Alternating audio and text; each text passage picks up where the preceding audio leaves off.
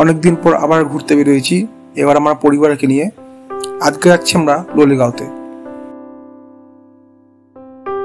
লোলেগাঁও জায়গাটির সাথে কম বেশি সবাই পরিচিত। এটা একটা বিখ্যাত টুরিস্ট স্পট। এখানে প্রায় সারা বছরই বাঙালি অবাঙালি সব রকম পর্যটকদেরই ভিড় থাকে। আমরা শুধু লোলেগাঁও ঘুরবো না, তার সাথে যাওয়ার পথে পানবুদারা এবং লোলেগাঁও হয়ে আরো কিছু জায়গা ঘুরে তারপর আমরা বাগড়াকোটের লুপ ব্রিজ হয়ে আমরা বাড়ি ফিরে যাব। এখন আমরা পানবুদারার দিকে এগিয়ে যাচ্ছি।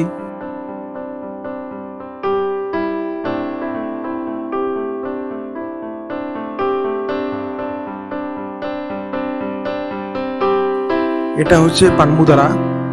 এইখানে সাধারণত খুব সুন্দর দৃশ্য দেখা যায়, প্রাকৃতিক দৃশ্য, খুব সুন্দর ল্যান্ডস্কেপ। কিন্তু আজকে মেঘের জন্য গোটা জায়গাটাই মেঘে ঢাকা। এটা সিজন টাইম না যেহেতু, ওই জন্য চারদিকে মেঘ, ওই জন্য আমরা কোনো ভিউ দেখতে পারিনি। এসেও আমরা দেখতে পারিনি, শুধু মেঘ আর মেঘ। কিন্তু তবু ওই মেঘে ঢাকা জায়গাটারও মেঘেরও একটা আলাদা সৌন্দর্য আছে, সেটাই আমরা উপভোগ করছি। জায়গাটা বেশ ঠান্ডা, কিন্তু ভালো লাগছে হাঁটতে।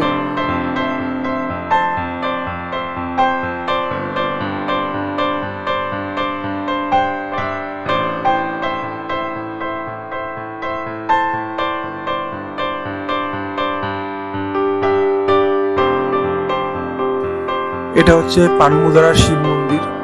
এই শিব মন্দিরটাও আমি দেখেছিলাম ইন্টারনেটে আগে, তো এখন আমি এই শিব মন্দির উঠে যাচ্ছি।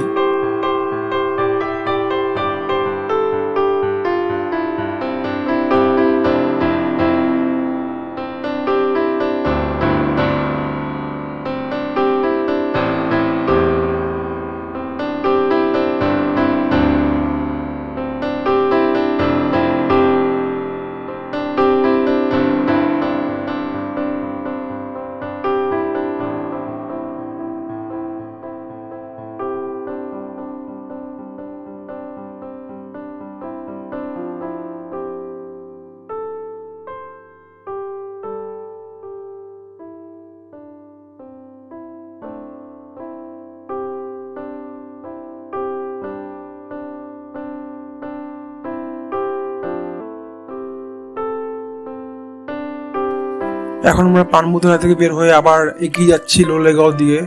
মঞ্জুশ্রী ধাম বলে একটা জায়গা আছে, আমার মাসি বলল, তো সেই জায়গায় এখন যাচ্ছি। সেখানে খুব সুন্দর ভিউ পয়েন্ট আছে একটা, সেটাও দেখবো।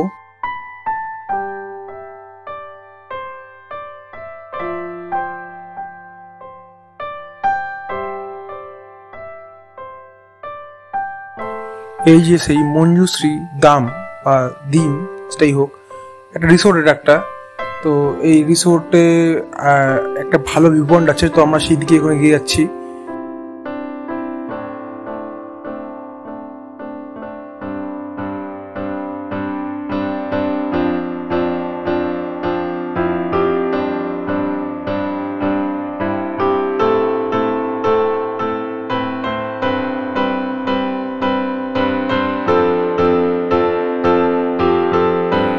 এখানে মেঘটা অনেকটা ক্লিয়ার হয়েছে, তাই এখানে আমরা ভিউ পয়েন্টটা দেখতে পাচ্ছি, ভিউ পয়েন্টের সৌন্দর্যটা উপভোগ করতে পারছি না। তো আগে তো মেঘই মেঘ ছিল, এখানে অনেকটা ফাঁকা হয়েছে মেঘ।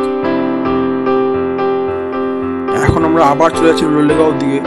যেহেতু এটা একদিনের স্মল ট্রিপ, তাই আমরা কোনো জায়গাতেই বেশিক্ষণ দাঁড়াতে পারছি না, তো আমার সময়টা খুব স্বল্প। তাই জন্য আমরা একটা ডেস্টিনেশনে একটু অল্প দাঁড়িয়ে ভিউ পয়েন্ট উপভোগ করে আবার একটা জায়গায় চলে যাচ্ছি।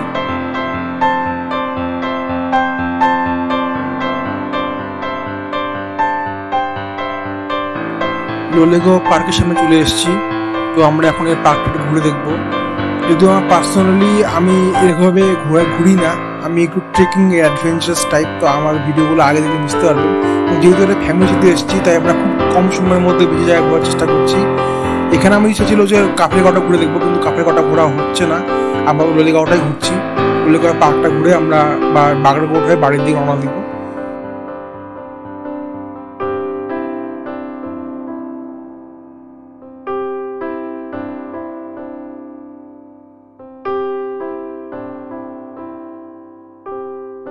লোলেগাঁও পার্কের কাঠের ব্রিজ, এটা একটা ক্লিক জোন, এখানে সবাই ফটো তোলে, তো আমিও তুলবো এখানে ফটো। যদিও এখানে একজনের বেশি যেতে পারে না এই ব্রিজ দিয়ে, খুবই একটা দুর্বল একটা ব্রিজ। ও সরি, এখানে দুজন অ্যালাউ আছে একসাথে, এখানে দুজনে বেশি যেতে পারে না। একজন আমাকে খুব পারে, একজন বলছিল একজন বেশি যেতে পারে না, কিন্তু এখানে দুজন অব্দি অ্যালাউ আছে ব্রিজে যাওয়া। তো ওই আর কি।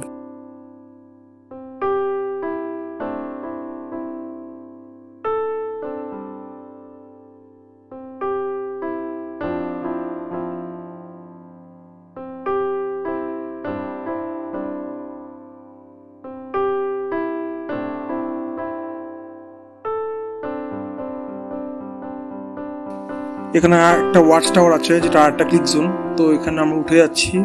তো উঠতে এখন ছবি টবি তুলবো। ফ্যামিলি নিয়ে একদিন ঘুরতে আসার মতো এটা একটা ভালোই জায়গা, মোটামুটি জায়গা, ভালো বলবো খুবই ভালো বলবো না, মোটামুটি জায়গা। তো আমার মোটামুটি লেগেছে, যদিও আমার লেগেছে কেননা আমি খুব ট্রাভেল করি বলে আমার এখন একটা সাধারণ যে পার্ক বা পার্কের সৌন্দর্য আমার অতটা চোখে লাগে না, কারণ আমি যেসব জায়গায় ট্রেকিং করেছি আপনার দেখিয়েছি সেসব জায়গা আরও সুন্দর বেশি।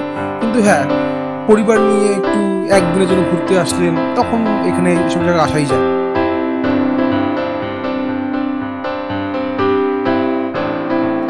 এখন আমরা বাড়ি ফিরছি, বাগড়াকোটে লুপ ব্রিজ হয়ে আমরা এখন বাড়িতে ফিরবো।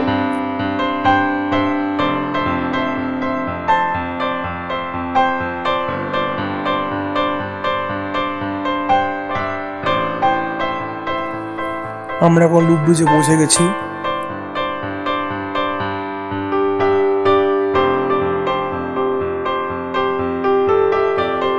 আজ অনেক দিন পরে আবার ফ্যামিলির সাথে বেরোলাম।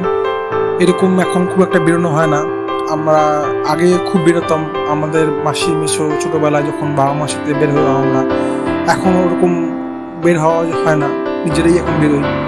তো যাই হোক, আজকের ভ্রমণটা খুব ছোট ছিল, কিন্তু হ্যাঁ ফ্যামিলি থাকলে পরে ওই ছোটটাও অনেক বড় স্মরণীয় একটা ভ্রমণ হয়ে থাকে। যতই ছোট হোক না, ফ্যামিলির সাথে থাকলে পরে সেটাই স্মরণীয়।